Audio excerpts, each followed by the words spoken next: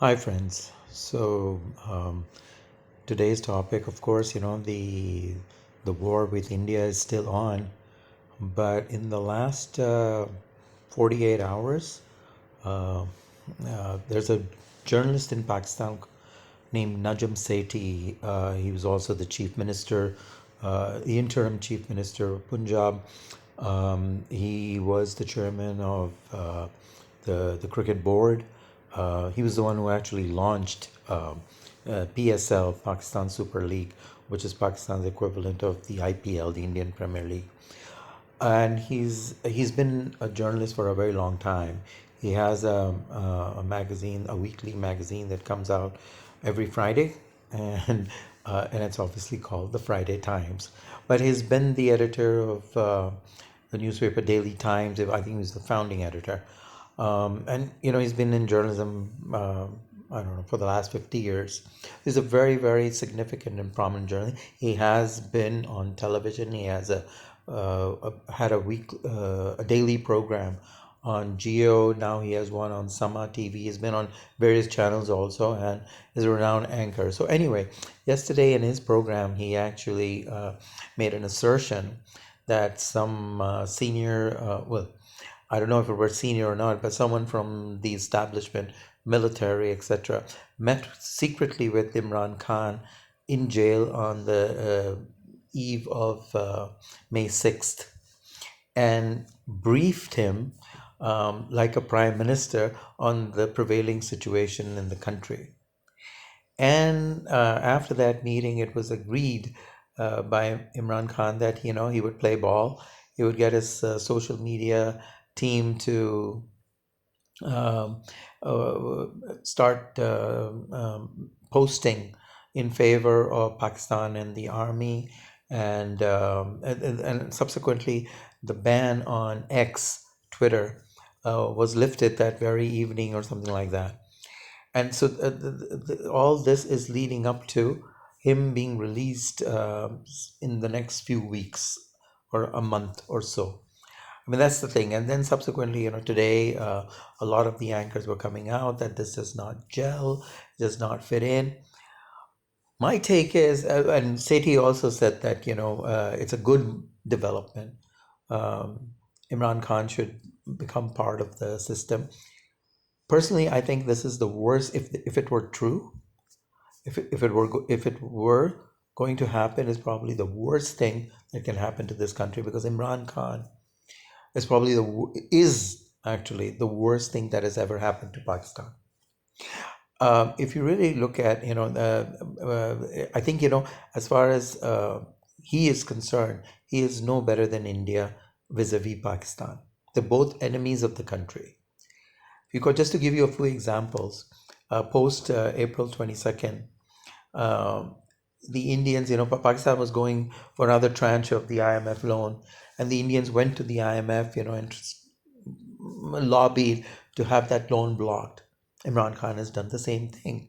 He's written letters to the IMF not to give Pakistan loans. He had his people demonstrate in front of the World Bank, anti-Pakistan. He's been demonstrating, for a very long. He's done everything possible to hurt the country. From out there, taking on, denigrating the armed forces of the country, calling the army chief by name, only because when the present army chief was the head of the ISI, he went with proof to the then Prime Minister Imran Khan that his wife Bushra was actually a thief and she was indulging in massive corruption. So Imran Khan, instead of looking into that, called General Bajwa, who was the head of the army, and told him to have General Munir removed from his post as the ISI chief on a weekend, on a Sunday. And Bajwa was obligated to have General Munir removed from the ISI position. But that's a bit of the history. But subsequently, post April, I mean, he's been denigrating General Munir, for a very long time, calling him all sorts of, name. There's been extreme amount of name calling to the point of actually cursing the person. So, there's a lot of that had been going on. But post April 22nd, if one were to watch the Indian media and the the social media connected with PTI, which is Imran Khan's party, and Imran Khan himself, it was, if you didn't look at the name, if you didn't look at the handle, you wouldn't be able to tell who's Indian and who's Pakistani. That's how anti-Pakistan PTI was, or has been, and is. If you even now follow, I mean, they're claiming that that they started favoring, but even when they praised the recent initiative, they didn't praise the army chief nor the army. They just simply said it was the Air Force who did it, praised the pilots. So instead of, there were a lot of tweets about that. The Air Vice Marshal Aurangzeb, who was involved in putting together Pakistan's entire initiative, um, who was commanding that initiative, rather, he was being praised left and right. So there were a lot of tweets, posts, rather, in conjunction with that, but not a single word as far as the army chief was concerned, or the armed force, the army itself was concerned. Nothing like that. It was all for the Air Force. And so what they've been trying, which I've mentioned before, they've been trying to create a schism between the Pakistan Army, Pakistan Air Force.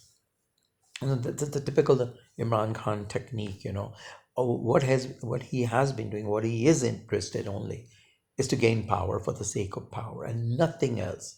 Otherwise, he and his um, the surrogates, and especially those in America, people like Salman Ahmad, Imran Riaz is in UK, I believe, and there's this Adil Raja. They've been going on Indian televisions. Mohit Pirzada, who's known as Mohit Thamzada, because what he did, that when his father was dying, or his father had died in the UAE, he actually used his fingerprints to have some property transferred in his own name. He was caught by the UAE authorities, and then I think he was deported or something. He can't go back to UAE, that's my understanding. But anyway, he's in America also, and that's what he's been doing. And yesterday he posted that if this war had gone on for another 24 hours, Pakistan would have been decimated. So these are the kind of low lives that Imran Khan contents to, and has been there. Then he's got his two sons to go on the internet with an interview.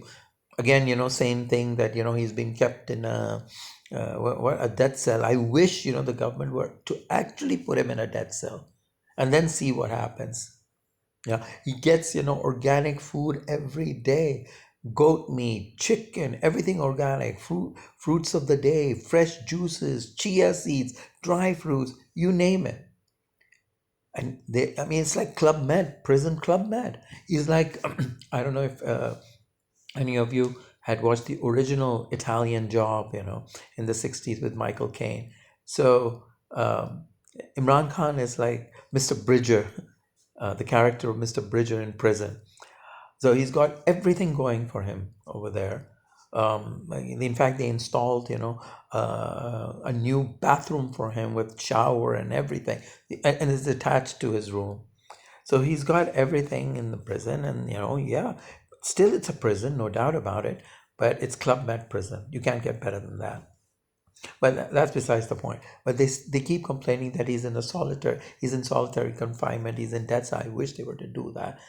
If they were to put him in solitary confinement or death cell, and actually give him prison food for 2 days, he will cry and beg for forgiveness if they were to just do that. In fact, I believe he's getting his, daily fix of cocaine as well. So everything, he's been accommodated over there, but yet, this constant barrage of anti-Pakistan efforts by him goes on unabated. And if, I don't agree with Najam Sethi. I like him as a journalist. He's a very senior journalist, but I think, it's again the same thing with him, that people like, this former governor of Sindh, Mohammad Zubair, or Mushahid Hussain Sayyed, who's a senator. These people, had positions in the government. I mean, Najam Sethi, he was the chief minister, then before that he was the PCB head. So the thing with the government in this part of the world, the power, the pomp, the ceremony that it comes with the post, people go into a withdrawal symptom, once it's taken away from them, or they're no more in that position. They're desperate to get back. So if the incumbent government doesn't give them a position, they start taking on an anti-government stance. I mean, people like Mohammed Zubair, he's a frigging nothing. He's a nobody, but he was made governor sin. And now, because he was not given any post, he was just like a normal nobody. Every day you see a post from him, praising Imran Khan, why Imran Khan should be out, Imran Khan should be free. Well, Najam Sethi is the same thing, even though he's a very famous anchor on TV, but it's not the same as being in a government position. Albeit, okay, he won't be made, the chief minister, but he's still looking for something because it's like a narcotic. Once you get a whiff of it, I mean, long time back when Prime Minister Jamali was in power, he was supposed to come on one of my programs for the BBC. And I was called by his principal secretary, to the office and to sort of brief him, do a Q&A with him, prepare him basically. Well, anyway, I went to the Prime Minister house in Islamabad, and I was with him, for about like 6-7 hours.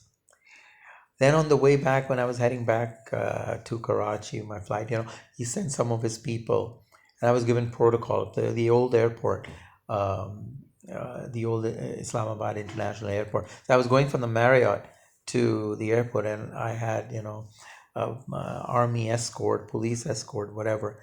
I swear we made it to the airport in like, with the sirens blaring. We made it to the airport in about like 20 minutes flat, and my car didn't stop at the terminal. We went onto the tarmac right at where the plane stairway was. And, I just went on I was the last person to board. And after that, it was just, door shut, push back. And similarly, when I landed in Karachi, normally from the airport to my place would take about, in traffic time, about 45 minutes to an hour. That day, I made it again in about 20 minutes. So what I'm trying to say, and after that, for about like a month, I wouldn't talk straight to anyone. It just went to my head that like, let's say 40 minutes of protocol. Just imagine if you get something like that 24/7 for years, you're bound to go crazy. So as I said, it's very addictive, and it's hard to wean yourself off that. So this is what happens to all these people. They're just desperate. In order to get that back, they'll do anything. And like in Imran Khan's case, because he is an addict. Okay, so it's easy for him to get addicted to things. So he's desperate. He's just desperate to come into power. He just wants that. Albeit he claims, that he's not doing it for the sake of power. He could have easily enjoyed his life in the West. Nobody was really interested in paying him to become a multi-billionaire commentator, cricket commentator. Nothing like that was happening. But once you get that, once you have the moment you walk in, people are standing up, saluting you. Come on, it's just too much. That's what happens with these people. So I think he's suffering from that, and he just can't give it up. So he's gone totally rogue. And if you really look at statement by him and Modi, if you were not to look at the name, the byline of that statement, you wouldn't be able to tell who's Modi and who's Imran Khan. You wouldn't be able to tell which is a PTI statement and which is a BJP or /RSS statement. That's how it is. So getting back to him being released, I think if that happens, it would be the worst thing that ever were to happen to Pakistan. I hope that the current establishment, gains some sense. You don't need him. You really don't. What you've been able to do, what it has been able to achieve in the last 2 years, and especially in conjunction with this war, has been phenomenal. They don't need the crutches of someone like Imran Khan. He needs to be put to pasture. He needs to be, put away forever. It should be something like the man with the iron mask. He should be put away in that kind of a prison.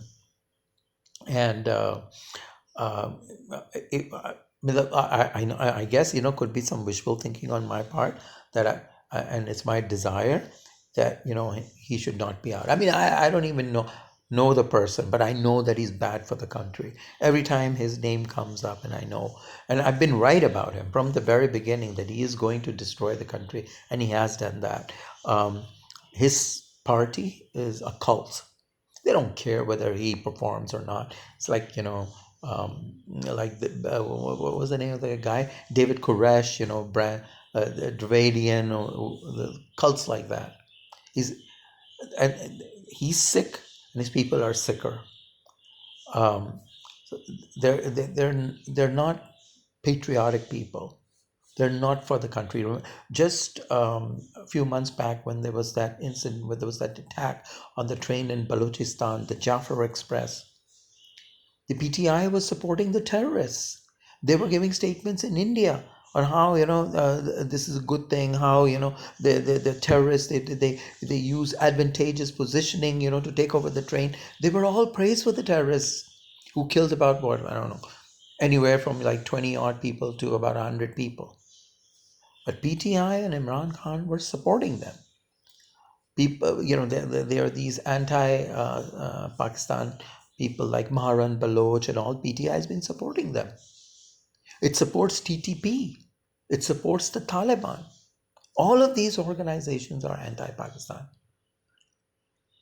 So, I don't know if people in America where he has, oh yeah, more importantly, they believed, that Trump would come into power, and he would have Imran Khan released.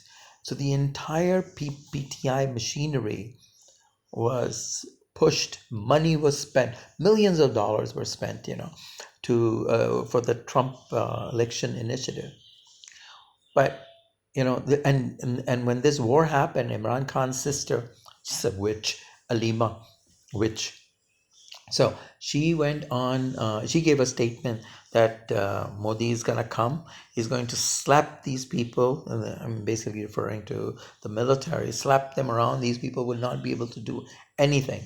So the all of PTI, the entire Imran Khan, his family, his son, they were all hoping for a Modi victory. Well, as they say, man proposes, God disposes. Well, the war was over in about like 4 or 5 hours, but um, to the dismay of Imran Khan, his family, and supporters, and PTI, it was the Pakistan military which came out on top, which actually stunned the world, which has changed the entire global power dynamic. This win of Pakistan has changed the world. So I don't think, the army or the establishment should worry about, what's going to happen. They should not. The world is going to listen to them. They don't have to listen to anyone. Imran Khan should remain in prison, and he should remain there for the rest of his life. His pathetic life. He should remain there. And I think people like Najam Sethi, all of you, I think you guys should stop. Should stop this now. You want a position, I understand. But you know that desire for a position should not be at the expense of the country. Imran Khan is not good for Pakistan. He's the worst thing that can happen to the country, is the worst thing that has happened to Pakistan. He should remain in prison forever. And I think, not only Imran Khan, but, anyone who supports them does not belong outside. They're not normal people. They're sick in mind. They're all, he's a psychopath, just like Modi, he's a psychopath. And the people who are supporting him are also psychopaths. They should not be allowed to roam free. So that's it for today. I hope this news about Mahan is wrong and it just doesn't happen. So we got our fingers crossed, and we hope for the best for the country. As far as the India situation is concerned, I think Modi is also very desperate. Both Imran Khan and Modi are equally desperate, and they both want to hurt Pakistan. Modi is going to try something else. The war clouds, are hovering above the region, are getting darker by the day because let's put it this way: he got his ass handed to him, so he wants some kind of a revenge. And what can he do? They blocked out all media, all social media in India, so they only want to give the people of India, one version. A lot of Pakistani accounts have been blocked, YouTube accounts. A lot of people, have had their ex posts, blocked in India, and anyone who opposes BJP has been blocked, and that's happening. So and Pakistan needs to prepare. It needs to be there. It needs to have that war readiness in mind. But we also need to celebrate because this was a very good win. And sometimes something like this only happens, once or a few times in a lifetime. So this is a great win in how many? Three generations of Pakistanis. For 75 years, it's the greatest win the country ever had. It's put us back. The country, it's put Pakistan back on the world map. We're not just out there. It's again. So thanks to President Trump, he has been wonderful. Not only he stopped the war, but subsequently actually is one of the few people in the world who've actually understood what Pakistan achieved. And his subsequent statements by him, justify his comprehension of the situation.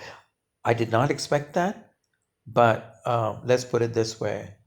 I think not enough credit is given to President Trump for his perspicacity, his comprehension of things, his understanding of geopolitics.